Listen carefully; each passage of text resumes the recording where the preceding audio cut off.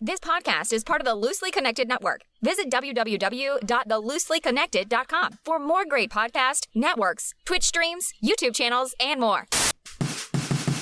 I love the Power Club. Come with me if you want to live. I love the Power Club. No time for time travel. All right, welcome to another episode of the No Time for Time Travel podcast, where we are a podcast for nerds by nerds. My name is Tony, and joining me all the way from Paris is my co-host, Kwok. Hello. All right, so we are on episode 119, and that's a lot of episodes. Yeah. So actually this week, we are going to be talking about what happened at D23.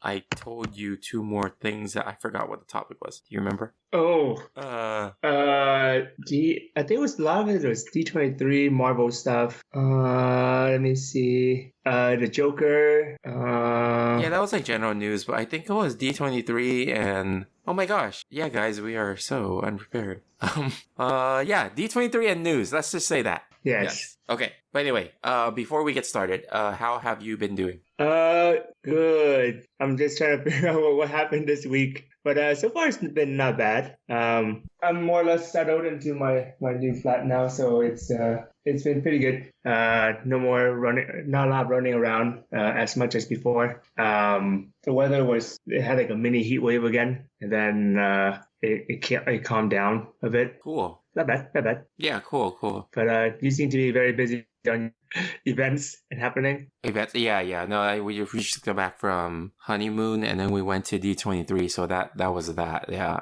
And it's funny you say you got a heat wave because in Cancun, we actually got thunderstorms. Oh, I would rather get thunderstorm. Yeah, I think it was scary because we were in a island. Yeah.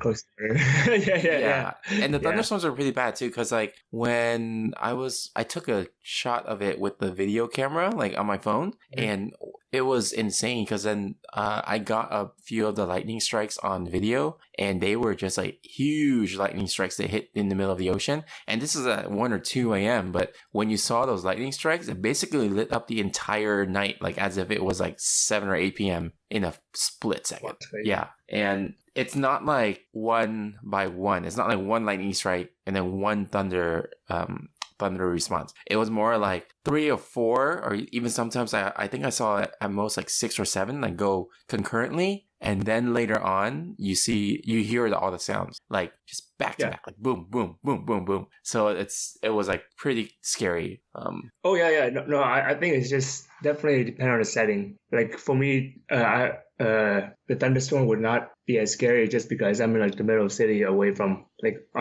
the giant ocean, so I wouldn't be like flooded in or anything like that. But you guys are in Cancun, right? So it's like, oh, bye Tony, I hope you know how to swim well.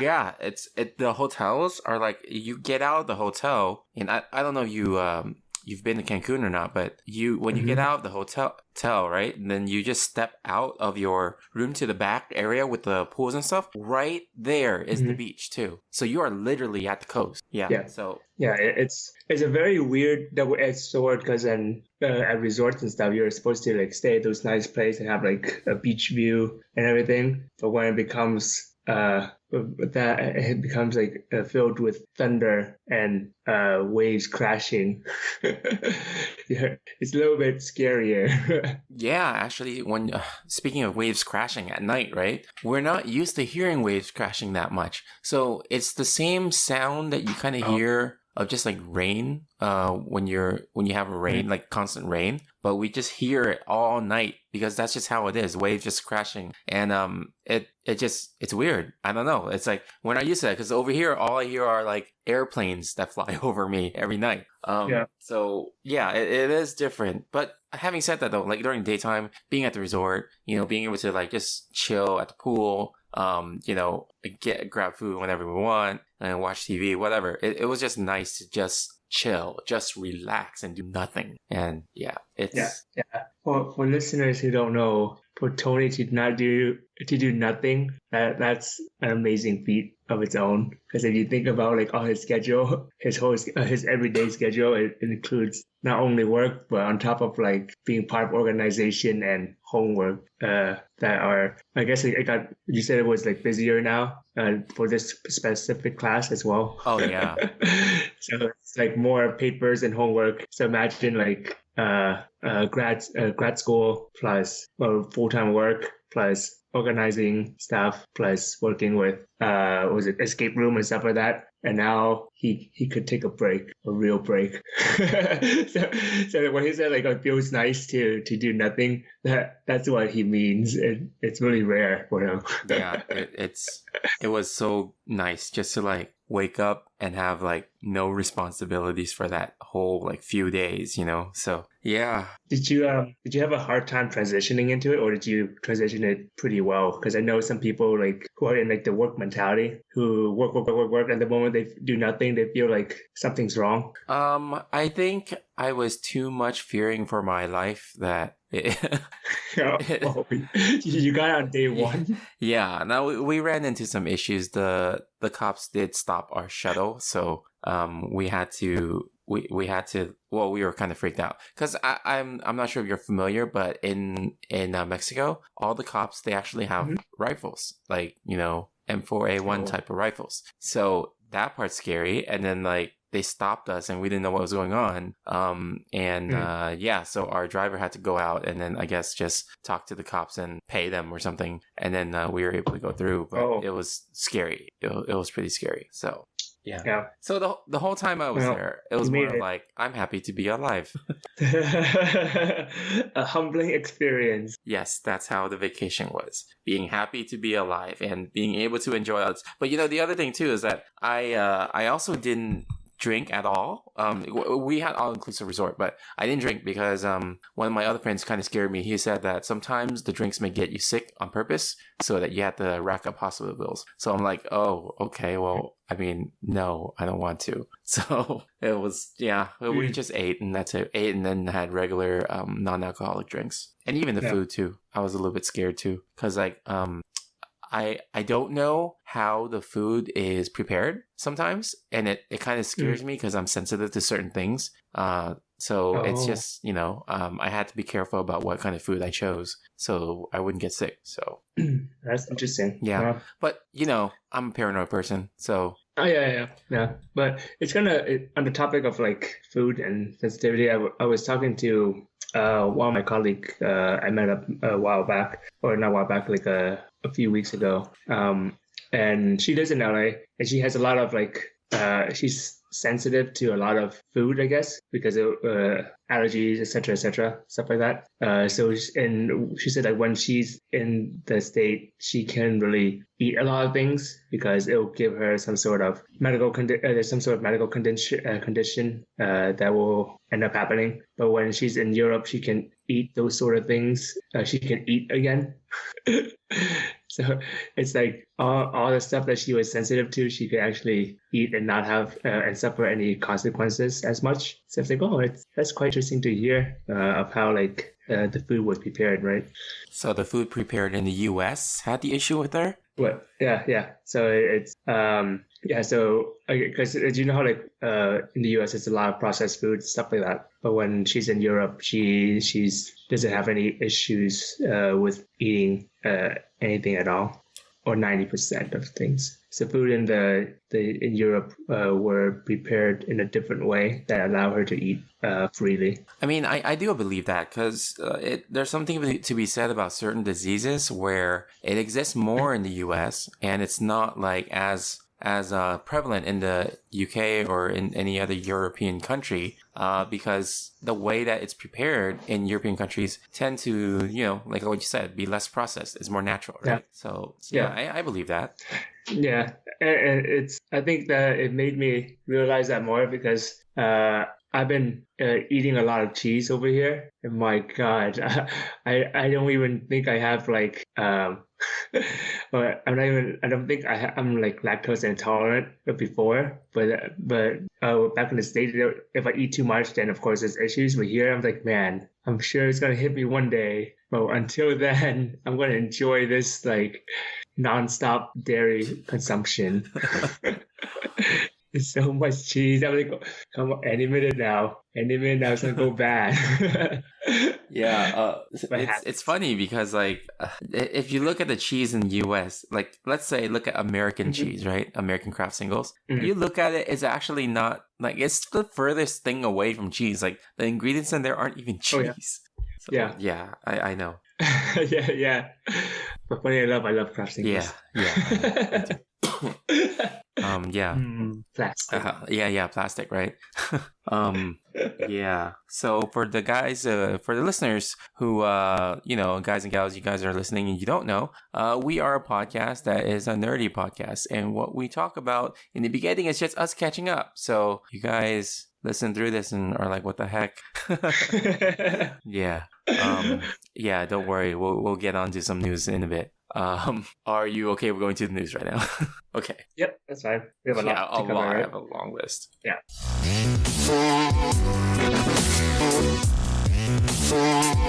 All right, so a lot of the stuff happened since the last time we actually talked, which is about 3 weeks ago, because we had a few episodes that was pre-recorded in between. But first thing is the show Krypton on Sci-Fi. It got canceled, and that was not good, I guess. Oh. Not good that it got canceled.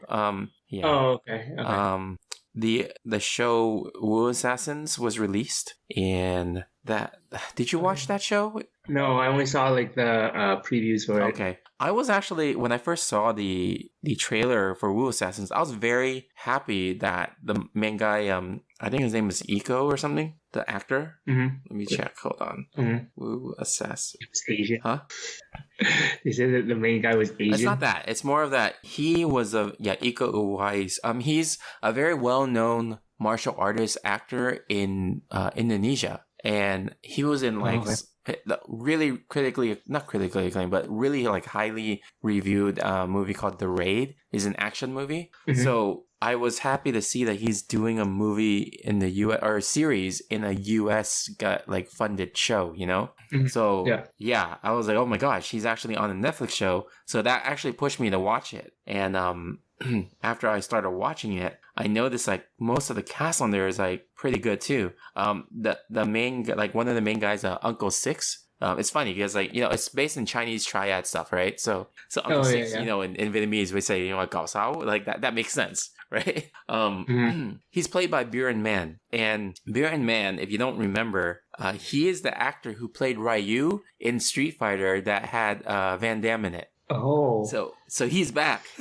That's yeah. So lots of like really cool actors in there that are Asian, except the first few episodes were rough. Like the first few episodes had really, really bad acting, but like once you get through like the first few episodes, it gets a lot better. So how many episodes does it have? Maybe 10.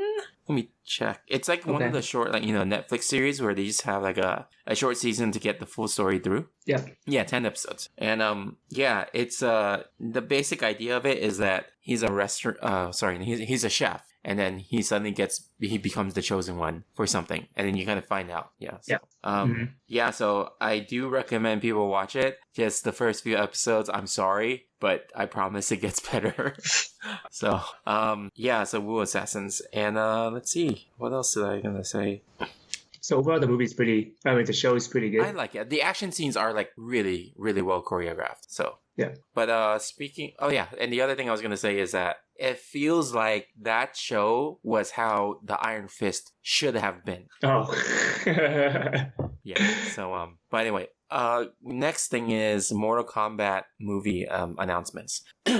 So I was so happy when they said Luddy Lin is going to be Liu Kang. So Luddy Lin, did you ever watch Black Mirror? No, Oh. not really. Okay, so in Black Mirror, there was one of the episodes that kind of like tackled a video game thing where, you know, a virtual reality video game, and in the video game there was a fighting character. So it was like going through, I don't know how to explain it. It's like very Black Mirror-ish, where it's kind of like weird. It went through like the perspective of the video game characters. So it was like a Tekken like Mortal Kombat like fighting game, and then Lady Lin was already in it as, you know, the Liu Kang kind of person. And then the other thing that's the other thing that's really cool too is Lady Lin was in the most recent Power Rangers reboot as Zack, and then I heard that he was announced for like being Liu Kang in the Mortal Kombat movie. I'm like, oh my gosh, a Power Rangers actor in a Mortal Kombat movie as the star. I'm like, oh, my mind is blown. So it's everything Tony ever wanted and more. yeah, so that was really cool. Other casting news is Louis Tan. He was in. Did you watch Deadpool 2? Yeah, I did. Do you remember when they casted their team in that movie? Deadpool interviewed a bunch of people. Yeah. Uh-huh. So there was one character that was like wearing white, and he was like a ninja. His name was Shatterstar. You remember that guy? No, he's part of the group that died in it. I mean, that entire team, right? Yeah, I mean, yeah. I only remember like three people that died. I think one was like the invisible one, the normal one. No, never mind. Only two people. yeah. The third one was the ninja guy. But anyway, that guy is actually being casted in Mortal Kombat right now, and we're not sure who he is going to be, but I think it's either Kung Lao or someone else. Okay. And then Jessica McNamee is going to be playing as Sonya. Sorry, the other guy's name is Louis Tan. Jessica McNamee is going to be playing Sonya. I'm not sure what she's from. Josh Lawson is going to be playing Kano. So, Josh Lawson, if you guys watch Superstore, he plays the pharmacist on Superstore. And now he's going to be playing Kano in Mortal Kombat. So, it's funny because, hey, pharmacist. Yeah. Tadanobu Asano is going to be Raiden. Makad Brooks is going to be Jackson Bridge, which is Jax. And Makad Brooks is actually the guy who plays Jimmy Olsen on the Supergirl TV series. So he's going to be playing Jax. And Cece Stringer is Melina. Joe Taslim, he's actually a pretty decent martial artist actor. He's going to be playing Sub-Zero. Chin Han, who plays the the Asian triad boss in The Dark Knight. He's going to be playing Shang Tsung. And this one is, I'm pretty excited. Hiroyuki Sanada. He's going to be playing Scorpion. And you already watched Endgame. Do you remember the scene where Hawkeye was in Japan? Wait, in Endgame? Yeah. Hawkeye? Oh, okay, yeah, I did. Sorry, I was thinking of a different movie, but yes, Japan. Yes, I remember. Okay, so the guy that he fought, the Asian guy, samurai guy with the sword, that Hawkeye fought, that guy, that actor, he's gonna be playing Scorpion. Is he a real martial artist? Yeah, he is. He's also played like the Silver Samurai in the Wolverine movie, and he's also, let me see, what else was he in? He was in Lost as well. He was in a lot of stuff, and it's like you kind of like, you always like see him, and you're like, oh, I've seen you somewhere. So. Oh yeah, okay, yeah. I see. Say yeah. Yeah. That'd be cool. Yeah, I'm pretty excited with him being Scorpion. All right. So the next news item is. You want to talk about this, The Matrix 4? I don't even know about it. Oh, I thought you were the one who told me about it. I only saw like briefly like the news ads about it, or the news feed about it. Man, it's 3 weeks. I totally forgot about Matrix 4. Yeah, sure. I think it was mentioned that it's gonna be the not all the original cast, but it's gonna be most of the original or main cast with her name. Carrie Ann Moss. Yes. Yeah, so it's gonna be her, and it's Keanu Reeves as well. I don't think they didn't mention anything about for Morpheus or anything like that, though, right? No, Lawrence Fishburne isn't confirmed yet, so that's the only person left. But I mean, they should. I mean, all three of them were in the John Wick movies, so they should. They should have him. So it's only like for sure it's confirmed that Keanu Reeves or like the two main fighting actors are gonna be in the Matrix 4, which I don't know what's gonna be about yet, but we'll see. Yeah, I don't know how they're gonna do this because the series kind of ended like with, you know, it had a pretty definitive end on Matrix 3. Yeah, I totally forgot what it was about, by the way. Yeah, Neo actually sacrificed himself to save humanity, and then the Matrix got rebooted and I think it was it's more like in harmony or something like that. Yeah. Okay, but yeah, it's kind of weird when what do you call it? What was originally a trilogy, they make it into a quadrilogy. Well, I Something heard that they were doing this as a kickoff for another trilogy. Oh, Yeah. do you want to see more of Matrix? If the story's good, I mean, part of my hope is that so I like merging franchises. I like creative story merging. So part of my hope, I know it's not gonna happen, but I really hope that Matrix 4 somehow ties to Terminator Dark Fate, where like Terminator Dark Fate is kind of like the reason why the Matrix happened, because they stopped Judgment Day, but then on the other hand they created the Matrix. Robots. And then the other thing too is that, you know, what if the Matrix, right? It has like different versions, like an operating system. So it would be really cool if John Wick's environment was actually one of the versions of the Matrix. So I don't know. It would be cool. I mean, John Wick 4 is going to be coming out around the same time as Matrix 4. So I don't know. They could tie it in. What if his real name was actually John Wick? I know. It's not you.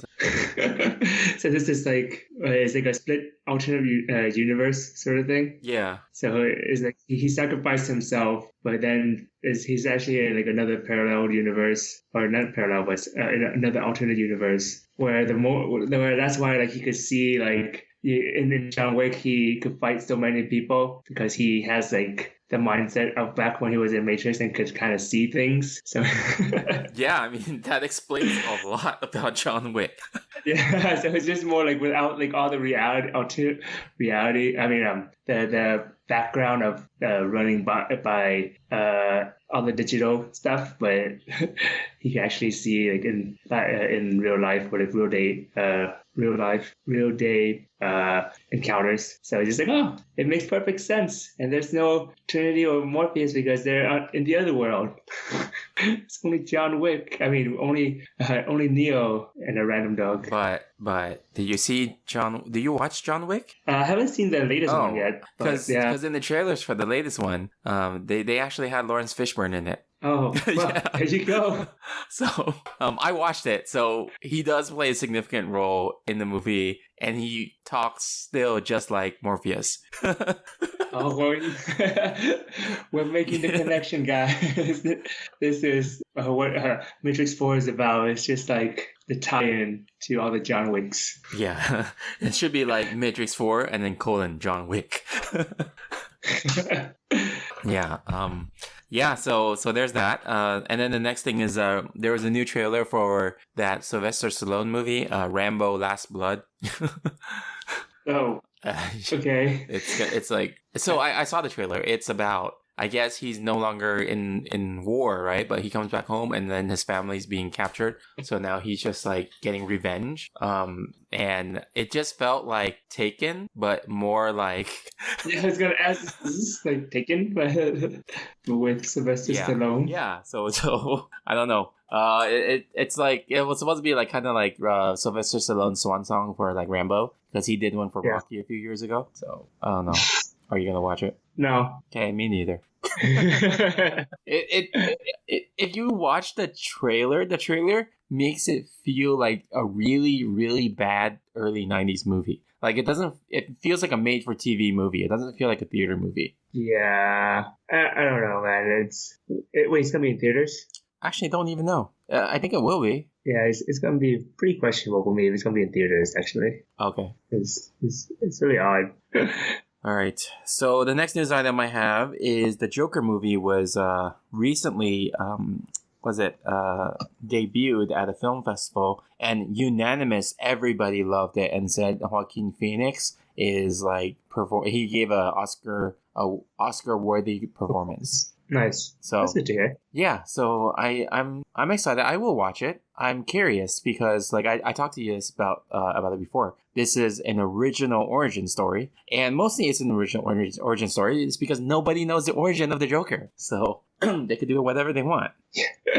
Yeah, it's gonna be funny. Yeah. I mean, it's gonna be good. I mean, it looked. I think like when I saw the trailer in the beginning, my first impression was like, "Oh, that's awesome that they have a different take on things of how the Joker is," and it's just nice to. I'm always a big fan of what could have had or what about origin stories if it's different and not the typical superhero or supervillain type. Mm-hmm. Not too stereotypical, I mean. That's funny. We have a Marvel news thing later that we'll talk about at D23 that you'll probably really like. Okay.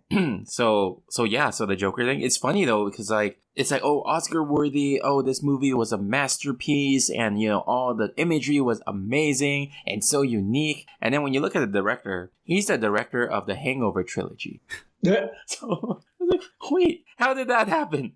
So. Yeah. Oh man, I don't know what happened, but I mean, it looked really good. We'll see how it goes. Yeah, and it just goes to show too, like if the directors get the right opportunity to show their real talents, it could be amazing. Because like the thing too is that the Russo brothers, come on, they went from directing the show Community to like Captain America Civil War and then Avengers Infinity War and Endgame. Like that was them. So yeah, but I mean like Community was a good show too. Well, yeah, but it's a completely different genre. It's comedy, right? That's pretty true. Yeah, you're right. Yeah. So they went from comedy to the first movie they did was The Winter Soldier, which is still my favorite like superhero movie because it was so well done, like spy thriller, like twists and turns and everything like that, and the choreograph was amazing. And how the heck did they do this when they were like comedy directors? So that's very true. Yeah. Yeah. So like this Joker origin story, it's the guy who made like directed The Hangover. It's crazy. I mean, it kind of makes sense. Joker is the Joker, so there could be comedic elements, but I don't know. It's impressive to me that he's able to provide something that people are saying is Oscar worthy and like masterpiece. You know? Yeah, it's kind of weird because when I saw the trailer, it's my first thought was like, oh, it's like Patch Adams a bit. Oh, is it when you saw him in the white coat? Yeah, it's like the white coat, and then it's like, oh, it's a clown making a kid happy. Oh yeah, that's true. Yeah, and then he just want to make things happy for everybody, and then things goes bad. I'm like, oh, that's cool. I like Patch Adams. I mean, Patch Adams is on a different note, but we'll see a different tone. But we'll see how this goes. This is if Patch Adams happened in Gotham. yeah, pretty much.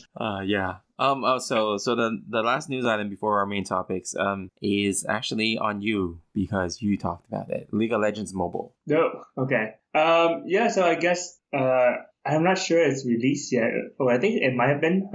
But League of Legends has a mobile version that you can play, and now that you can download on the App Store, and you can. I haven't read too much into it, but I think you can you can play with other characters. I don't know if it's linked to your own personal account yet. From what I saw, it was from like a Chinese server, so I can't say that it's final and it's gonna be ready for like the North American server. But I talked with our friend Hung, and he saw his friend was playing it too. So I don't know how far along they are into that. But it's a pretty big step for people who don't know.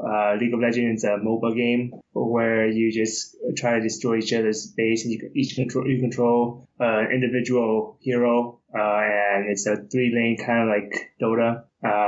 Yeah, so it's just kind of crazy that it went on mobile after like so many years.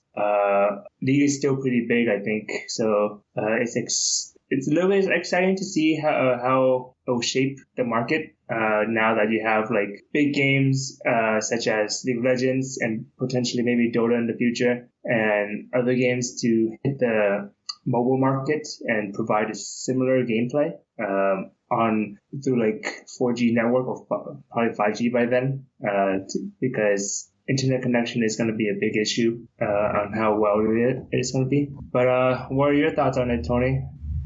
I think it's actually I'm not too worried about the internet connection because there are already like League clones out there that use the internet as well to play online, and they're fine too. And I think League is actually, they were smart. They didn't release a mobile version because they wanted to see how the other ones would fare, right? The ones that are like clones, right? So after seeing those, then they could learn from potentially some of the mistakes so that they can make the best version that they could, because they are kind of like the flagship MOBA right now. That's true. Both them and Dota, right? So I don't know if Dota has a mobile version yet, but yeah, like I thought it was a smart move. It's kind of like sometimes like what I guess some of the things that Apple does, they do wait, but then they do make it better when they do release it. But then sometimes what's annoying though is that when Apple releases things, they'll make it seem like they originally thought of it, which I'm sure League will not do that. So yeah.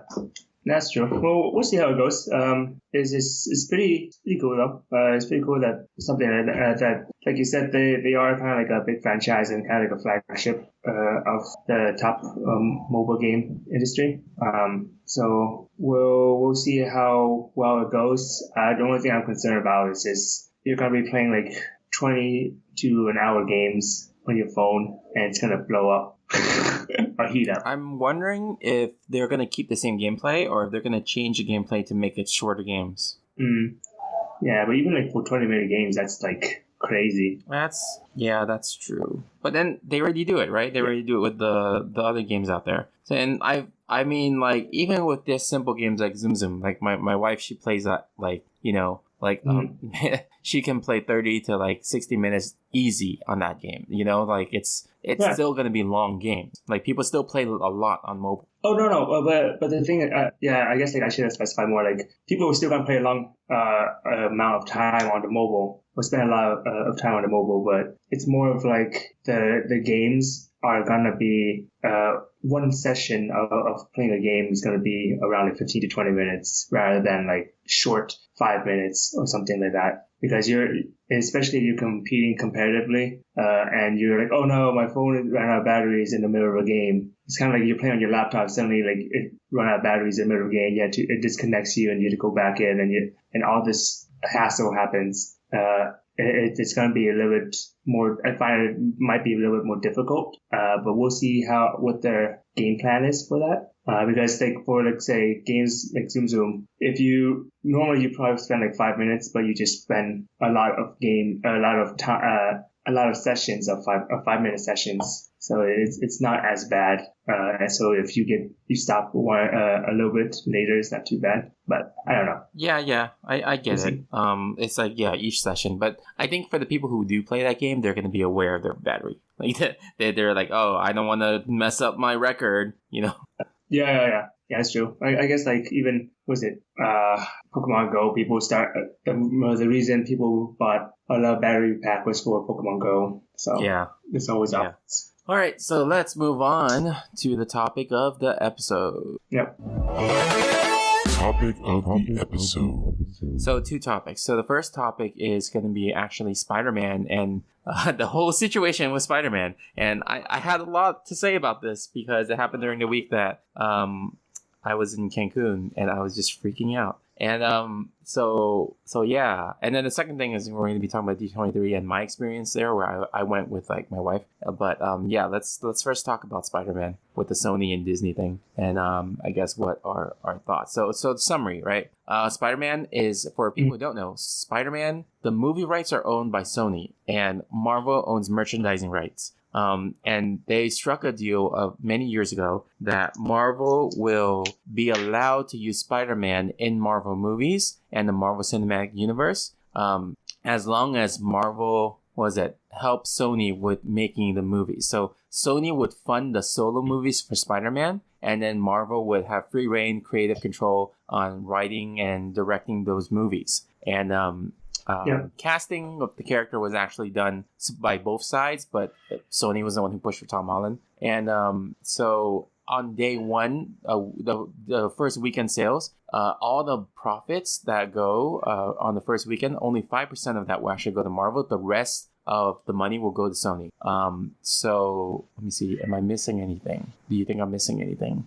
No, I think that's pretty much the gist of it. Okay. So in exchange, right? Yeah. Then Marvel can actually use Spider-Man in the Avengers movie and in the Avengers Endgame in Captain America Civil War. So there was like an exchange of the character. So a few weeks ago, it was leaked that Sony and Marvel, more like Sony and Disney actually, didn't agree for funding of the character for the future. So they were like back and forth about what really happened, and we don't really know. But one of the things was that Sony was requesting for 50%, 50% of profits, but at the same time they were going to be requesting 50% co-financing of the movie. So they would be like, I'll put 50% in, but then I will want to get 50% of the movie cuts. Because they've been doing this for a while now, but only 5% of the first weekend. And then Sony was like, "No, it's okay. We're good. We're good. We can handle the character on our own. We learned from you guys already." So there's like been a lot of back and forth. I know some people don't think it should be a big deal, and I know there are people on both sides. So yeah, we're here to discuss about that right now. So. Yeah, I guess I wonder how it feels like for the actors, like if they feel just as awkward. They do feel awkward, Yeah. because the whole week that it happened, Tom Holland was quiet on social media, and I think it occurred on a Tuesday, and then D23 happened on the Friday, Saturday, Sunday, and when I saw like Tom Holland there on Saturday. So he was promoting the Pixar movie. When he was on stage, everybody just cheered and said, "Go Tom Holland," blah, blah, blah, right? And then he was just so like, he's just like awkward smile, awkward everything, because I'm pretty sure like he was feeling that need to express himself, but he couldn't. So it was just like really, really awkward. And then at the end of like that presentation, he just said like, "I know it's been a crazy week, but from the bottom of my heart, I love you guys 3,000. So that was like kind of his way of addressing, but not addressing it.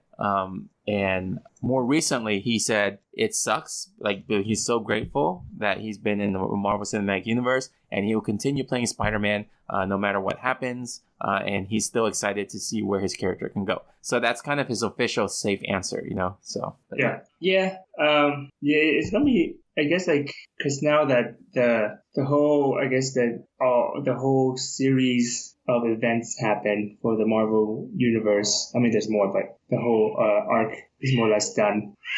Sony doesn't really find like, oh, I guess it's not what a fan wants anymore. Like, they could do without it, and now it could go on its own solo thing without the help of Disney or like being part of Marvel or anything. But it at the same time, it kind of closes off a lot of doors for the future prospect, and it's kind of for I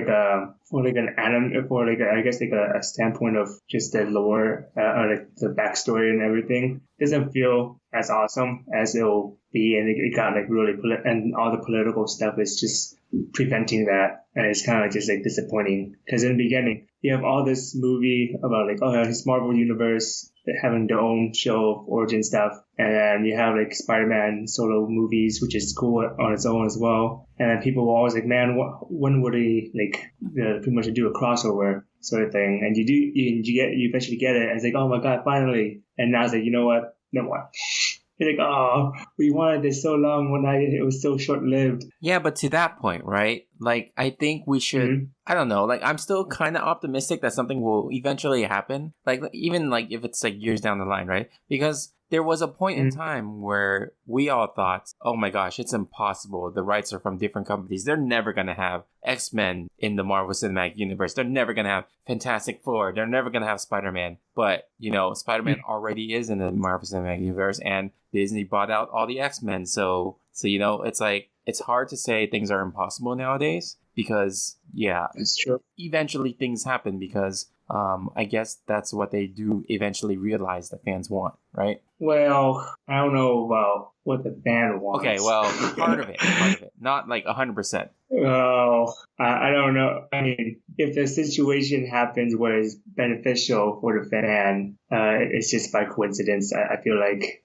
Because, I mean, with X-Men and everything, that's just, I feel like it's just Disney expanding, and trying to just become like the big conglomerate of like everything, of all the entertainment stuff. And then right now it's kind of like, Sony was part of that family, and then they had like a separation, or like a family, a little family squabble, and then well, I guess we'll see what happens afterwards if they end up making up, or if it's just a long term, like, you know what, we were part of it, we didn't really we can't really go back to that deal anymore. So if they were never a part of it, I will be more optimistic, I think, of them getting back or of them joining. But if they were part of it, of each other once, and then they kind of went separate ways due to like different things, it's kind of like a weird thing for me to see it happen again. It's not like they were part of. It's not like they were. It might be not that it was too political, maybe, hopefully not. But and it ended in a somewhat mutual note. But I hope when if they do merge together, it'll be more of it won't be because like Sony ran out of money or something, and I hope it's because they want to. They do it for the fans and not just political reasons. Yeah, I know what you mean. Yeah, so it's kind of tough because we don't really know where the future is going to go with this. I mean, part of it, I'm hoping that Sony can craft a very good story that kind of slowly migrates out of the MCU. The problem, the big problem is you haven't seen Far From Home, but in Far From Home, there's a lot of positioning of like Peter Parker to be the face of the next phase of Marvel movies. So that really sucks. And there's a lot of like Stark callbacks. There's a lot of like Tony Stark like references of like reasons why things are happening in Peter's life. So if they continue, now they suddenly can't refer to those things, and it's kind of awkward, you know. True. And then like even the suits, the spider suits, right? A lot of them were created by Tony Stark. Well, now he can't use them, right? So it's weird. But yeah, I mean, the next thing that I think Sony's gonna try to do, which I'm kind of like mixed about, is getting Spider-Man and Venom together, because they're completely different tones. Yeah.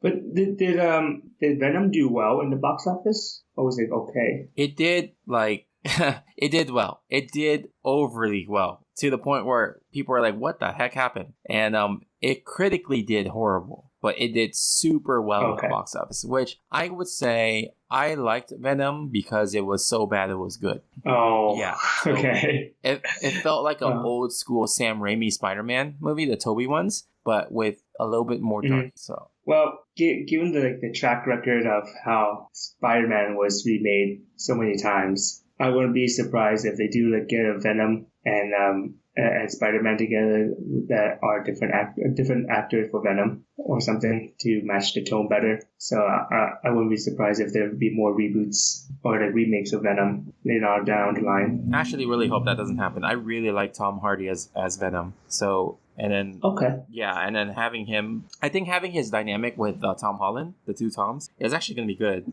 But it's just, I really hope Sony doesn't mess up. There is like a good kind of like outlook on this, in that when the guy who took over the current like Sony Department of Films with all that stuff, when he took over, the Spider-Man movies released under him, like not like Far From Home and not Homecoming, but like the Venom movie and Into the Spider-Verse, were the two movies released under his tenure. They were both like box office hits. And not only that, but Into the Spider-Verse won an Oscar. So at least there's a silver lining where he might have learned everything he needed to be successful, because he has been, commercially successful with those two movies. So if they do bring Tom Holland fully into their version of Spider-Verse, like those movies, then maybe it would be good. We'll see. I don't know yet. So I mean, I know for sure they're probably gonna do more Into the Spider-Verse stuff, like different universe. But we'll see how that goes later on. Hopefully, Sony will do something well in the next few series. Yeah, we'll see, because like they're already starting to do a Morbius movie, the vampire guy from the Spider-Man series. They actually casted freaking Jared Leto as Morbius. So I don't know about that, but yeah. You said Jared Leto? Yeah. Okay. For some reason, I heard Jay Leno. That'd actually be a scarier Morbius. Scarier Morbius with a bobblehead. Let's see. So yeah. And what I would really, really like, I don't know if it's possible, but do a live action version of Into the Spider-Verse where you can get Tom Holland, Andrew Garfield, and Tobey Maguire. Oh yeah. That'd be pretty funny Yep. actually. And then they'll just all be arguing with each other. Yeah. So I'm Spider-Man. Well, I'm Spider-Man and I worked on Facebook. Anyway. Okay, so the next thing is D23. So I'm just going to talk a little bit about my experience at D23. It was super awesome, but the first part was really annoying because it was a week before D23 and exclusives and signings and stuff go through a reservation process. And at San Diego Comic-Con, it was a lottery system. So the window opens, you sign up, they do a lottery. But for D23, it's a first come, first serve, which you can already imagine technically that is really bad, right? Yeah. So what happened was they announced it on Friday, 12 p.m. would be the time that it opens up the window, and then you start signing up. So, I'm sitting there refreshing my computer screen until 12, and then right at 12, the site says the site cannot be reached. And and then I keep refreshing it. It keeps happening. And then I was following their Twitter too. And then they right at that moment, they're like, sorry guys, we are delaying it to 1 p.m. because of some last minute site optimization stuff. And I was like, dude, really? You don't, you're doing a site optimization, but you don't announce it on the actual site. You put it on your Twitter account that not everyone checks. And then the other thing is that many people scheduled their work lunch at that time so they could handle this. Yeah. And it's like, what the heck, man? It's first come, first serve. So then delay to 1. And then at 1 o'clock, it hits. And same thing happened again. And I was like, the website not working. Then I checked the website, the Twitter and Facebook again. And they were like, so sorry, we identified the issue, but we'll be delaying the reservations until tomorrow, Saturday at noon. And dude, there was so many furious messages from everybody about how everyone scheduled their Friday to do this reservation process. And then people who scheduled for 12 then had to take an extended lunch for 1. And then now it's completely messed up. And then also it's in summer. So on Saturday, many people were traveling, me included, because I was still in the air at noon when Saturday happened. So when Saturday happened, we actually had to ask my wife's friend to do it for us. And when she did it, she signed in within the minute of it going up. But she didn't even get in. You get into a queue, a waiting line, and you have to wait until it's your turn. And she waited up until 1 o'clock. And I told her too, usually these kind of things at 1 o'clock, if you don't get it, you're done. So she waited till 1 o'clock. Yeah. And then a little bit after that, then it said it's all been filled out. So it was just a really, really bad reservation process. Granted, D23 is the first time they're doing it, so they have time to change it and learn from it. But it was just... Wait, it's the first time they're doing the reservation process online. Oh, okay. How was it done before? It was all lines. You just go there and get in line. Oh, okay. Yeah. So I don't think they expected to sell out this year like that quickly and with that amount of crowds and with that amount of people knowing about the reservation process. Yeah. So that was a mess. But when D23 happened, it was really fun, really cool. And it was very similar to San Diego Comic-Con where, you kind of get in your overflow line to wait for an hour or two to get into the standby line and then wait an hour or two to get into the main line and then you get your stuff if it's still there and not sold out. So yeah, and we actually, my wife and I, we actually dressed up. So on Friday we didn't, but on Saturday I brought my Captain America shield and the Mjolnir hammer from Thor, and I wore my Captain America sweater, and then my wife fully dressed up with makeup and everything as Peggy Carter. So that was cool. And then Sunday, she just wear her Mulan shirt, but then I wore my sweater which is designed like the Endgame suits, the time travel suits, and I got my Stark gauntlet, the power gauntlet, the red one. So. And then I had my Infinity Gauntlet, so I was just walking around holding 2 gauntlets. One on each hand. So. Were you able to hold anything? No. Okay. It was the most inconvenient thing, but it was cool. Yeah, I was gonna say, I remember the gauntlet, they were cool for one-time thing, holding it for maybe 10 minutes. Yep.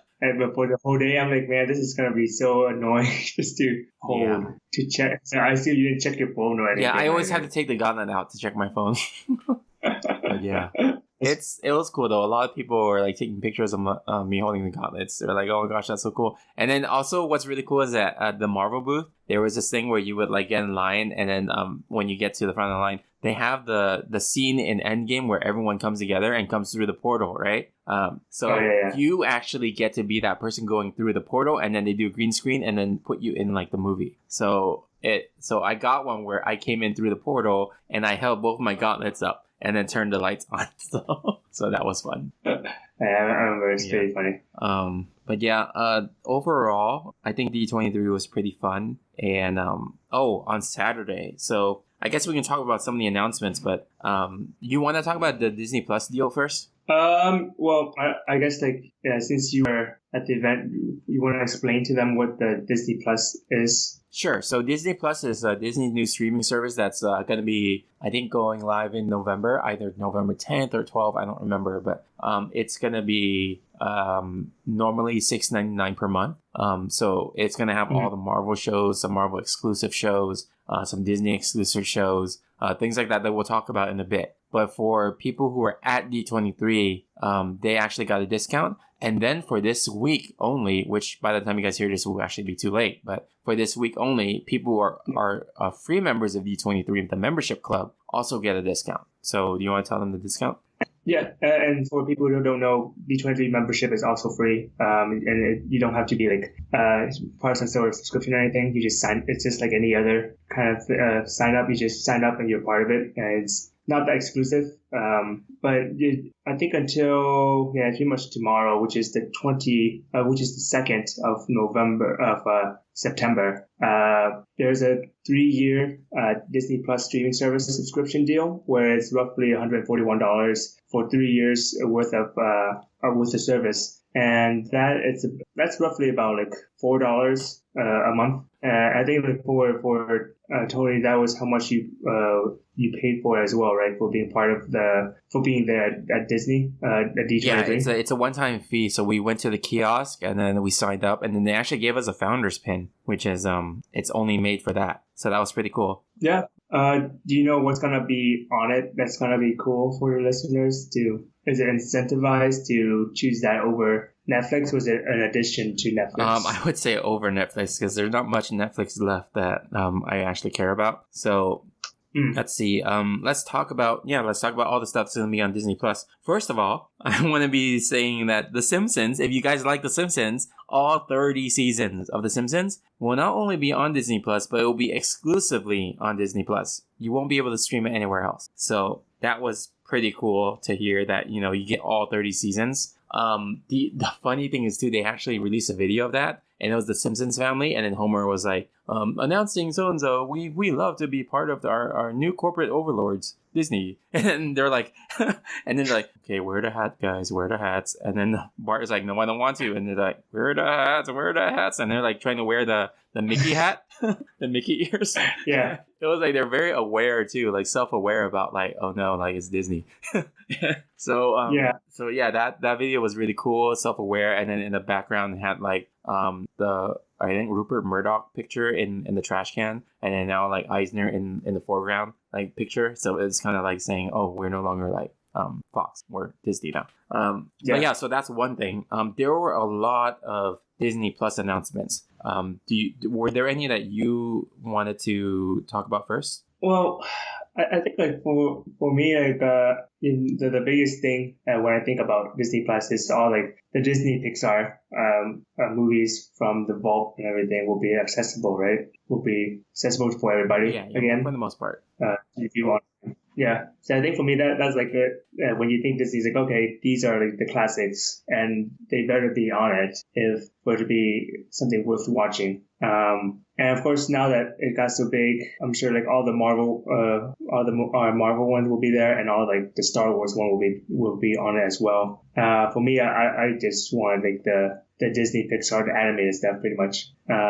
And the Marvel and Star Wars will be just as big for people who are a fan of the franchise. Yeah, definitely. So But there are some like original content too. So I don't really watch Lizzie McGuire, but there is a Lizzie McGuire revival series happening.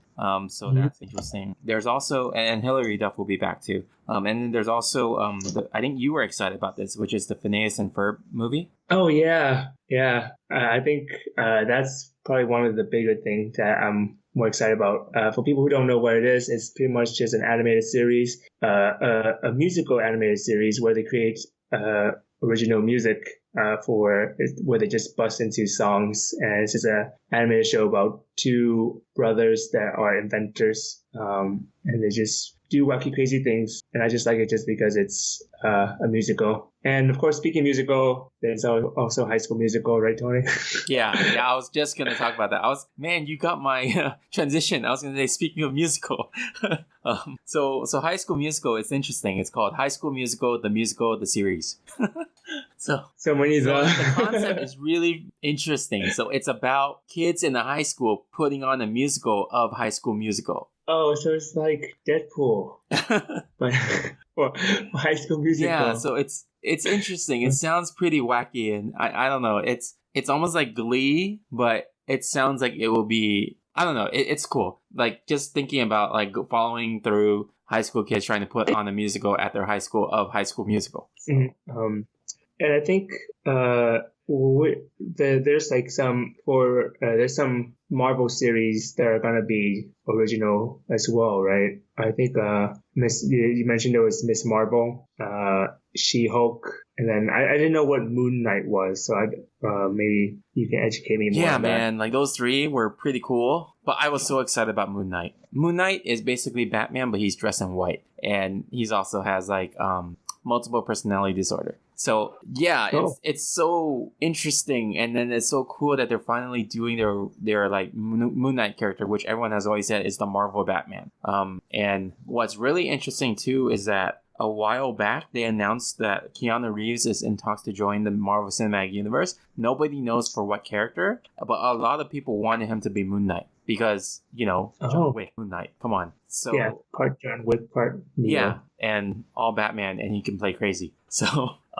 So yeah, like that's Moon Knight, like just in a nutshell. So I'm pretty excited about that. Yeah, and I think you mentioned to me earlier before, but there's going to be a What If animated series. And can you tell us a little bit more about what that is? Yeah, so What If is really cool. You were talking about like alternate origin stories, right? So What If is the animated series that Marvel has. And what they're doing is that for each movie in the Marvel Cinematic Universe, there's going to be an animated What If episode where they take one key component of that movie and then they change it. And then the episode's like all the stuff that happens after that change. So an example of that is that for Captain America, the First Avenger, instead of like Steve Rogers getting the super soldier serum, they're going to have an explosion happen so he never gets it. And instead, the perfected super serum gets injected to Peggy Carter. So she becomes Captain Britain. And then what's really cool is that they're getting all the original actors from the movie to come back and voice those characters in the animated version. So yeah.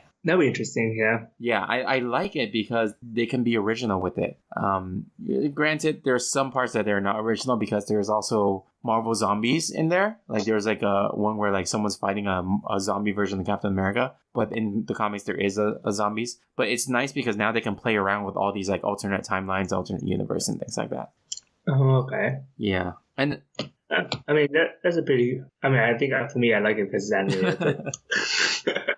The other thing you might like is Toy Story. They're having a spin-off called Forky Ask a Question. So Forky is pretty much like that character that looks like a spork in Toy Story 4. So he's gonna have like a mini like series episodes about like he asks a question and then the kind of like educational short, Yeah, that'd be. I could see. Is it like a 5-minute thing? I don't know how long it is, but they are shorts. They're not like full episodes. Okay. I'm okay with that. I mean, it'll be a fun thing. So I'm I think like I'm more curious about like in the long term how Disney is gonna fare, like Disney Plus is gonna fare out compared to like Netflix, because I know like Netflix has been in like the transition phase where they've been doing a lot more original stuff, and they've been reaching out to a lot more of great content provider, great directors from the past to start making their own thing and becoming more of their own producers. And they talked to people like Glenn Keane, who, for listeners who don't know, he was like an animator / director who worked on, was it Tarzan, The Mermaid? It's a very old school, traditional, like the classic Disney stuff. He's a Disney person, and he's directing more things as well. And then a few of my friends, they've worked on things, animated shows recently that are going to be considered the flagship for Netflix upcoming animated series. So hopefully they will do really well. The shows will do really well as well. But I don't know how Disney is gonna after like 3 years, if it's gonna add anything new, or if it's just gonna be those series and it's just gonna be making the series longer, pretty much. I hope they do expand and get more original content in. I think they will. I think right now what they're doing is they're trying to pull on nostalgic strings to get people familiar and want, right? So like another series that Pixar is releasing is called Monsters at Work, which takes place like right after Monsters Inc. So then, and then for the Marvel stuff, there's a lot of continuations of like existing things like Falcon and the Winter Soldier. There's going to be, WandaVision, which is Wanda and the Vision in like an alternate like reality where we don't really know why yet. So but they do have original content because there are 2 new shows, brand new stuff. One of them is The World According to Jeff Goldblum, under a National Geographic brand. And it's pretty much Jeff Goldblum. He's just a personality. And it's just going to be him, like just, learning things, going around and trying things. So it'll be interesting because he's just like one of those people where you just want to see his reactions to them, And then the other one, which is Kristen Bell, she produces it. It's called Encore, and it's also like another original show. It's a non-scripted show where they basically go around like looking for people from certain high schools that, they graduated 30 years ago, but they were in like their, I guess their musical group or something. And then like high school theater. And then reuniting them after 30 years to have them work on and do a reunion performance. So yeah, it's like pretty creative and interesting things. Yeah. I mean, I hope it does well, but at the same time, it's kind of the question of if you have this over Netflix, or would you keep both? Or I guess it just depends on the person who what they want, right? Because I can see if people wants to get their Disney or Marvel fix or Star Wars fix, they would get this on top of Netflix. Because Netflix did have some pretty nice shows, but I'm not sure how it is now. The thing about Netflix is it is going, I think it's going down, but I think with Disney being released and being only like $4 a month right now, it's going to push Netflix to be better. Yeah, I agree. I think this is like the competition that probably will shape the streaming community or streaming services a lot more. Because then you saw like how Comic-Con, they were releasing a lot more stuff on original Netflix. So we'll see how it goes for the rest of them, for the rest of the other services. Because did you say Hulu before? I have Netflix and I have Hulu. Yeah. So between those two, which do you prefer? Because Hulu, you say you only watch it 1 or 2, right? I still actually watch more of the shows on Hulu because Netflix. So Hulu I prefer because it's more of the shows I watch. Netflix gets some of the same shows, but you have to wait for a while till the whole season's out, then they release it on Netflix. But Netflix for original shows, I've only watched a handful of the original ones, and it's really hit or miss. Because like I actually watched Netflix before for all the Marvel shows, but now they're gone. Right. Yeah. So if I guess like once Disney Plus come out, are you gonna cancel Netflix and then just gonna go to just Hulu and Disney Plus? We'll see, because like Disney Plus is still in its growing stages, but there's a few more I wanted to talk about, like Lady and Tramp movie. Yeah, Oh, and then like yeah. Noelle was a brand new Disney movie, original movie, where it follows like Santa Claus's daughter. But yeah, like it's still stuff that I think there's a transition phase. I'm gonna see how Disney Plus is gonna be, and if I do like it, then I will probably cancel Netflix. I'm more likely to cancel Netflix than Disney Plus at this point. Okay. Yeah, that's fair enough. I guess you also forgot to mention when Disney Plus is planning to start. Is it November or something, 10th. right? Yeah. November 10th. Forgot to say the Clone Wars and also the Mandalorian and the Cassian Andor series are also going to be on Disney Plus. Oh, and sorry, Obi-Wan. Cool. There's going to be an Obi-Wan series that stars Ewan McGregor as Obi-Wan. Yeah. Cool. Man, that was a lot of Disney Plus stuff though. Oh yeah. Like when you told me about it, I was like, what did I have besides like the stuff that's already been released on movies? So like, what do they have that will keep like users or like viewers wanting to come back to them? Yeah, all of that stuff and more. Yeah. So I was really surprised when you mentioned all of that. Yeah. I was like, oh. Yeah, they have a lot of stuff that they're pushing for. So it's like I'm sure Disney also knows the competition. They're like, oh, we have to make people know, like we have to make people want this one versus another streaming service. So they really push for original content, and they really push for making it super affordable. So yeah. Oh, the other thing too, I forgot to mention, it's nice because you get 7 profiles and you can have up to 4 people on the same account streaming at the same time. That's really nice. For like just like retail $6.99 a month, but for that discount was $4. So I'm like, come on, it's a no-brainer. Because like for me, it was like a long time ago, I was like, oh no, another streaming service. Do I really want this? Then they announced original content. I'm like, okay, maybe. And then Marvel was like, oh, that's cool. And then they're like, oh, $6.99. Oh, that's really cool. And then it was like $4. I'm sold. Wait, how much are you paying for Hulu? I think around $7 or $8. I forgot. But I get ads in Hulu. I still get ads. Disney Plus will not have any ads. Yeah, I think I saw somewhere recently there was like a bundle. Yeah. For like Disney plus Hulu. And ESPN as well. And ESPN, but it comes with ads, right? So for $13. Yeah, I saw the bundle, but I was at D23, so I was like, oh, $4 a month for like the full service. I'm just gonna get it. Yeah, no, I think it's pretty much the same, more or less. I think you saved more. Yeah, I think so, because I don't even watch ESPN, so. Yeah, I wouldn't either. So yeah, it's so sad the ESPN booth was so empty at D23. So. I always forget like ESPN is part of like Disney-ish. Yeah, well, isn't it Fox? Oh yeah, it's Fox. Yeah, that's why I said ish. It's so weird too because Hulu is mostly owned by Disney. So then at D23 they were advertising like The Handmaid's Tale. I'm like, what the heck why is this at D23? Oh yeah, I always did though. Yeah, but it's funny at D23 because it's like that's so right. are all of them Disney princesses? That's not expected. Okay, so more announcements. We were lucky enough to be in the primary main panel at D23, and we got to see really cool stuff. So Disney live action, they announced the Jungle Cruise was already being made. They are there to promote it. So The Rock and Emily Blunt came out, and they're on stage promoting it. And The Rock actually came out in like those like kind of parade boats. So it was like the Jungle Cruise boat, but in a parade format. So he came out in that. So, and then I keep saying that, Emily Blunt came out in a Jeep, and then they were like, they promoted it and showed new trailers for Jungle Cruise, which kind of looks like an Indiana Jones type movie, which is a little bit odd. And I'm like, they made a ride into a movie? It's kind of weird. Jumanji. It felt like Jumanji. Wait, was Jumanji? What was it? What company was it with? I forgot. Is it Jumanji? Yeah, and it really felt like Jumanji because it was still in a jungle setting, and then The Rock was in it. Yeah, because I was like, oh, it's a new Jumanji. Yeah. With The Rock.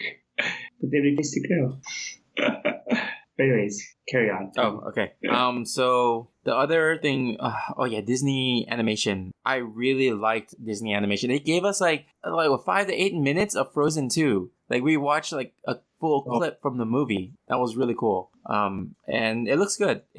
So the story of Frozen 2 is more like how did Elsa become like Elsa? Like how did she kind of like, it's a sequel, but it goes over the origins. Does that make sense? Yeah. It's like a flashback sort of thing, right? And then it's funny because the scene that we saw was a flashback. And then they announced a brand new movie called Raya and the Last Dragon. And that looks really good. It's based on Southeast Asian culture. And the people who worked on it, they said that, so they're Asian, one of the girls Asian. They said that they grew up watching Hong Kong movies and action flicks. So what they're trying to do is combine that with like Disney style for this movie. So this movie will have the culture of Asia, and then it's about dragons and myths, and there will be martial arts in it. The main girl is kind of like a swordsman type of girl with like the hat like Raiden from Mortal Kombat. So it's pretty cool. And then but there's a dragon, Raya, right? The dragon's not a typical dragon. It's a very like floaty kind of like dragon, but it looks colorful like a unicorn, and it has an attitude. And the voice of the dragon is the actress Aquafina. So yeah, I'm pretty interested to see what it will look like. Yeah. So Aquafina was actually there on stage too to promote the movie, and man, she got a huge like crowd. Like wow, But I talked to my friend about this. I'm a little bit tired of Aquafina. She's in everything now. Oh, really? Yeah. Is she? She's in a lot of Asian stuff, and it's kind of like, can you let other Asians be actors too? I mean, but did she just blow up recently because of Crazy Rich Asians? Yeah, so she was in Crazy Rich Asians. She was in Ocean's 8, and then she was in her own movie, The Farewell. And then she was casted in Shang-Chi for Marvel, and then now she's also in Raya and the Last Dragon. Like it's all like the big budget. She has her hand in every single big budget like category, Yeah. Yeah. So, but yeah. Anyway, Pixar, 2 movies. First movie is Soul. Did you know anything about it? Soul? No. So Pixar, the Pixar people came out. Pete Docter and a few other people. I can't remember, but they were talking about how Pixar always asks the questions that we wonder, but we never have the answer for. Like the movie Inside Out was like, oh, what if our feelings were, interacting with each other, or things like, oh, what if like we can go to a paradise or whatever it is for Up, And they were just talking about that, and then they were like, oh, well, this next question that we want to ask is, what is our soul? So, where do our souls come from? What makes us us? And they framed all that. Then they showed the clip of the movie, and basically it's about this high school band instructor. And he's like always doing all these things with high school, and he feels like his life is unfulfilled. But as a side gig, he plays for like a nightly jazz group. And basically one of the days he got his big break. And he got his big break. He was so excited. He came out, called his wife, talked about it, walked across the street. And then suddenly a car hits him. And then then you just see his soul in a black space. And he's like, what happened? And that was the end of the clip. So it's basically the story of like his soul and where the souls came from and what that world of souls is like. Does that make sense? Yeah. So yeah, it was a pretty interesting concept. They did go over a little bit more about like the soul. I forgot what they said, but it was pretty funny. The puns that they have. Like they have a school of like the different souls, and you have to learn to be a soul, and then afterwards you get transported to Earth into a body. And then they're saying that the main character will meet one of the souls at the school that doesn't want to go onto Earth because Earth sucks. So they're like, why go there and deal with all the stuff on Earth with all the craziness while we can just live here forever, So yeah, Jamie Foxx is gonna be playing the main role, and I can't remember. I think Questlove from The Roots is gonna be in it. Yeah. I can't remember if Tina Fey was in this one or in the other Pixar movie. I think it was the other one, but yeah, it was a big cast. Jamie Foxx was there too, like on stage to promote it. So yeah, I mean, what do you think about Soul? I know you like Pixar, so yeah. I told you like when you told me, it's like when you mentioned Pete Docter, it's like, oh, of all the famous people that could be there, I think that I'm more excited that you got to meet Pete Docters than anybody else. Yeah. Pete Docter is like amazing. Like, and then I think Was it him or someone else? I think it was him that showed a picture of back when he was still working at Pixar when, as a lowly employee when Pixar was owned by Steve Jobs. So yeah, and then just showing the progression of like how he became who he is today and telling the stories. And he worked on the first Toy Story, so like hands-on work on it. So that was really cool. So the other Pixar movie was Onward. Nobody really knew what Onward was about. They just knew that it was a fantasy, like trolls. Was it trolls? Elves? Maybe elves. Yeah. So nobody knew until like, the announcement, and then they showed us 8 minutes of it. And I was like, what the heck? It's so good. It's like, it showed the basic premise is this will be in the trailer. So the basic premise is it's our real world right now, but then there's still like, elves and fairies and stuff like that live in our real world, but because magic has been replaced by technology, they kind of all forgot about how to do it. So they're living like normal people. So magic pretty much doesn't really exist in this world anymore, except for in card games like Magic the Gathering. And the main characters are these two brothers. The younger brother who didn't meet his dad, the older brother who has met his dad before, but his dad passed away. And they're played by Tom Holland and Chris Pratt. So they were both there to promote it with Tina Fey. And so I guess they came upon this note that the dad had left for them and said, oh, cast a spell for me to come back and see you for 24 hours. So then, the older brother didn't have the magic, the younger brother did. But then it cast it midway through and then the spell messed up. So it only conjured half the body. So just like bottom half of the body. So the rest of the movie, the premise is they're supposed to go find this magical gem piece that they need to complete the spell so they can fully summon the father back to spend time with them. But the whole journey, they're bringing their father with them, but the bottom half. So they have to figure out ways to interact with him through just like tapping his shoe or things like that. So kind of like bonding moment too. So it's like a really unique story that I'm glad people are still coming up with original stories. So yeah. So what do you think? I mean, I'm always like a fan of like a fantasy stuff. I think when you mentioned like, oh, it's like in a world where like real world with fantasy based characters or creatures, my first thought was it Blight or something? Yeah. Right.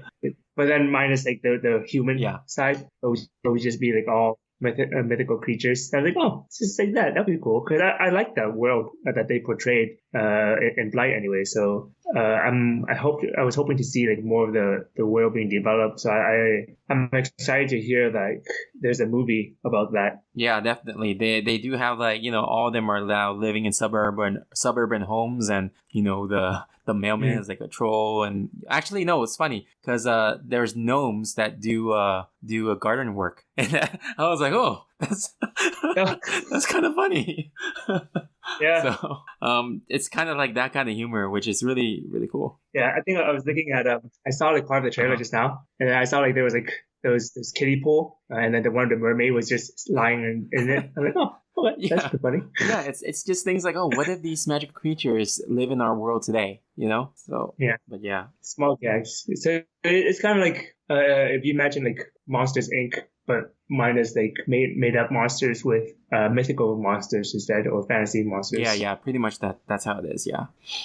All right, so back to Disney live action. They announced Cruella de Vil. They showed the first picture of Emma Stone as Cruella de Vil, which I'm kind of like, I don't really care. Because they already had a live action version of Cruella de Vil in the Dalmatians movie. So, but it's supposed to be kind of like Maleficent, where they're trying to portray how did she become Cruella de Vil. So it's okay. Yeah, I guess we'll see how it looks like. Yeah. It's hard for me to imagine her as Cruella de Vil. Yeah, we'll see. And speaking of Maleficent, they had more clips of Maleficent 2. Queen of Evil Darkness. I don't remember. Mistress of Evil. Yeah.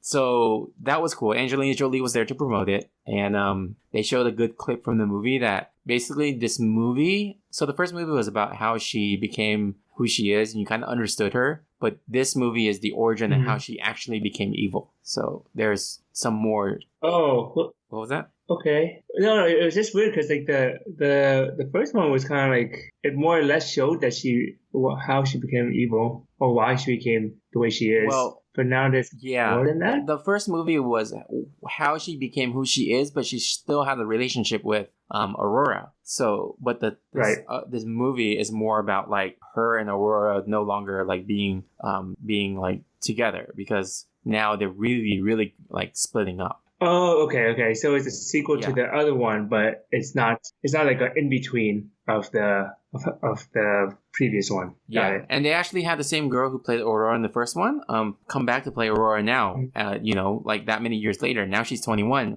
When she filmed the first one, she was like 14 or 15. So that was pretty cool to have the same actress do it. Yeah, I thought she was like older than that. Yeah. Oh well. They showed a 5-minute clip of Mulan live action, and it was the scene where she's trying to impress the matchmaker, and then the father was called into the army. And I looked at my wife when we were watching that, and she cried. Like that scene was really, really, really well done in the movie. And the Mulan movie doesn't feel like, one of those typical Disney remakes like The Jungle Book or Lion King or any of that. It feels more like a Hong Kong movie that happens to be in English. Okay. Yeah, that's good. There's no musical, there's no like singing, there's no like ridiculous like fantasy elements, but it's more like straight up like a, Hong Kong kind of like period piece with it's very, very good. Like I'm really excited to watch it. It feels more dramatic than the Disney musical. Yeah. It's totally just like if you said that the Hong Kong director directed the movie, I believe it. So So then now we have Marvel. Marvel has Black Panther 2. That guy came out, and then Kevin Feige, the head of Marvel, was like, "So can you tell us the real title?" And he's like, "Nah." And it's like, "So can you tell us who's in the movie?" "Nah." "So can you tell us who the villain is?" And it's like, "Nah." And he's like, "Well, you gotta leave us with something." And then he's like, I guess. "So it's gonna be released in so-and-so." So the director just came up to the stage for Black Panther 2 just to say what the release date was. So what was the April, release date? was it? Sorry, not Black Panther. Black Panther 2 release date. Sorry, I was looking at the first one. It's gonna be May 6th, 2022. So okay. Yep. And then the other thing for Marvel was the Eternals, which is the movie that has all those like ancient characters like Athena and Icarus and all of that. So Angelina Jolie's in it. Richard Madden is in it. Gemma Chan has been announced to be in it, and Kit Harington, dude. Kit Harington from Game of Thrones is gonna be in it. Oh. Yeah. That's pretty crazy. What's he going to be playing as? They announced it, but I can't remember. Did they announce it? I don't even remember. Yeah. But anyway. Oh yeah, he's gonna be playing the Black Knight. Let's see. It's kind of funny. He's from Game of Thrones. He's gonna be playing a knight. Yeah. So yeah, that was that.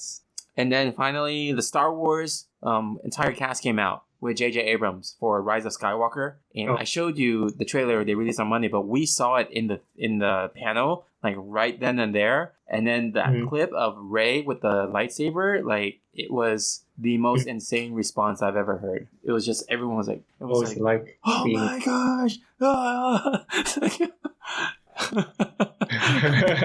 Yeah. So yeah, now it's just like so many more questions. But yeah, so then on Sunday, we didn't go to it, but they announced a bunch of stuff for the Disney parks, which I don't really know much about, so I'm not going to talk about it. So so that was D23 in a nutshell, a very large nutshell. Yeah, because then when I talked to you, you sounded like super excited for all the stuff, and I was like, man, you gave me more news about D23 than you did about San Diego Comic-Con and pretty much everything else in the previous month. Yeah, like the thing about D23 is that it announced everything that I cared about. Whereas San Diego Comic-Con, Comic-Con, it's like a bunch of stuff, but I don't have like a strong tie with a lot of things, Yeah, that's right. So yeah, that was really cool. And actually, it was just, we were so lucky to get into that panel. Like we got to see all the stars from all the upcoming Disney, Star Wars, and Marvel. Yeah, wait, how did you get it? You guys get into that one because it was like an exclusive thing, right? There's standby lines. Oh, sorry, there's standby lines. Oh, standby lines. Okay. But for some reason, I think they messed up the line. So we came at like 8:30 and then they let us in at 9. But people who stayed from like 4 a.m. didn't get in. So I think the people who queued up the line, they messed up and didn't know which lines were first and which lines were not. So we were completely lucky that we got in. Oh, it's really nice. It's awesome. Probably not going to happen again in the future, but that was pretty cool. Yeah, I mean, like, it's your first time, so it's a good experience and everything. Yeah, definitely. And we got a bunch of like exclusive items too that we bought. So, yeah, that was good. Anyway, shall we move on to the mailbag? Okay. Yeah. You got mail. You got mail. You got mail. So the thing that we had last time, the question we had was, what's your favorite vacation spot? And you and I already said like Japan. So I don't think we got a lot of responses. Let me see. We got Judge Greg says Disney World Vacation Club, and then Almost Better Than Silence says heading there for honeymoon in a few weeks. Oh yeah, because I forgot. I think Doug, he's married now. So yeah, I remember we both got engaged around the same time. Nice. Yeah. So then let's see. So yeah, Judge Greg's part of Enthusiasts and Real Hero Talk and Gamers Without Borders with Nick. So just FYI. And then Almost Better Than Silence is they're a really cool video game podcast. John Layola from One Track Gamers with Corey and Amanda. He says spent time in Hawaii and it was great. And we got a lot of responses, but I never got notified. So now I'm looking at it. Talking Crafts podcast, they're really cool, like movie podcast. And they said, so they're actually from Europe. And they said, best place I've been to is Vegas. It's like a different world. But that was with the lads and not really a relaxing holiday. There's a place I go to in Spain called Altia, really quiet and nice. Have you heard of that? No, I haven't. It's in Spain. I wonder if it's close to Barcelona. What was it called? Altea. Oh, no, I haven't. Okay. Wow. And then Sword Chomp says, so far the best place I've been to is Okinawa. Yeah. And then Geeky Girls Night In says, I love very specific parts of Florida, Miami and the Florida Keys. I also love Puerto Rico, but the Keys hold a really special place in my heart. If it wasn't underwater by the time I retire, I'd maybe like to retire there.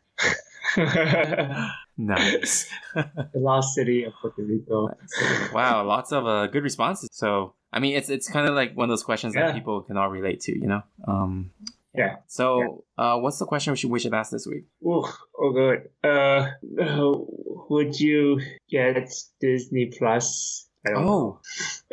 That's good. A good question. I'm curious about that. How many of them would want to actually sign up for Disney Plus? Yeah. Okay, cool. We'll ask people. We'll ask you guys. How many of you are willing to sign up for Disney Plus, or would you sign up for Disney Plus?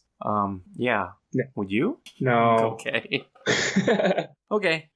I mean, like, I'm tempted to, actually. It's just, I don't know. Like, I don't know how much time I have to watch a lot of the shows, because a lot of things I watch is probably a lot of animated stuff, and they're mostly for reference than I would, like, for entertainment. So it's just like, oh no, I'll watch it, but how much time will I actually spend on it, like, actively? But I mean, you have the full repertoire. You basically have your own personal encyclopedia of animation, right? So. Oh no, I know that's why it's so great. Like I know I'll have it, but like how often will I use it? It's kind of like you buy like all this just for one or two times that you might use it in a month or two in case I might need it.